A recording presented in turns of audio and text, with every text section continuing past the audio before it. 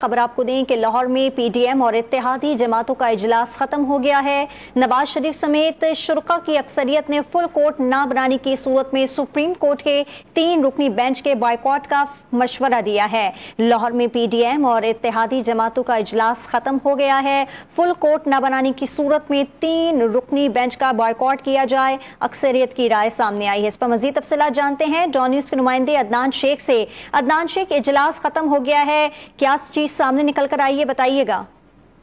आज बिल्कुल पीडीएम और इत्तेहादी जमातों का एक अहम इजलास शहबाज शरीफ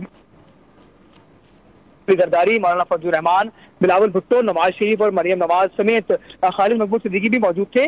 जबकि इस इजलास के अंदर जो है वो पीडीएम और इत्तेहादी जमातों के सरबराहों ने की अक्सरियत में जो है वो फुल कोर्ट ना बनाने की सूरत में सुप्रीम कोर्ट के 3 रुकनी बेंच के बाइकआउट का मशवरा दिया है। तमाम अभी हतमी बात जो है वो नहीं होगी। जब कोई फैसला आता है कोर्ट की जाने से, उसके बाद लाहे अमल जो है अख्तियार किया जाएगा। तमाम जो यही जो बेंच है ये माजी में भी उनके जो पीडीएम और उनकी जमातें हैं उनके खिलाफ फैसले आते रहे हैं। ये बात भी की गई है इजलास के अंदर, और ये शुरा ने राय दी कि कोर्ट का मुतालबा ना तस्लीम के खिलाफ जो है इंसाफ के तकाजों के जो है वो मुनाफी, क्योंकि उनके बिल्कुल तवक्को नहीं है कि ये जो बेंच बैठा हुआ है उन्हें इंसाफ फराहम करे। जबकि जो इजलास के शुरा थे उनको वफाकी वजीर कानून और अटॉर्नी जनरल ने बाइकाट के फैसले के मुज़मरात से भी आगाह किया है और इत्तफाक राय किया गया कि सुप्रीम कोर्ट का एक तरफा जो फैसला आने की सूरत में तमाम इत्तेहादी जमातों का मुश्तरका लाहा अमल जो है वो अपनाया जाएगा। जबकि जो नवाज शरीफ थे जो इजलास में शरीक रहे वीडियो लिंक के जरिए, उनका ये कहना था कि तमाम सियासी जमातों को 3 रुकनी बेंच का बाइकाट करना चाहिए।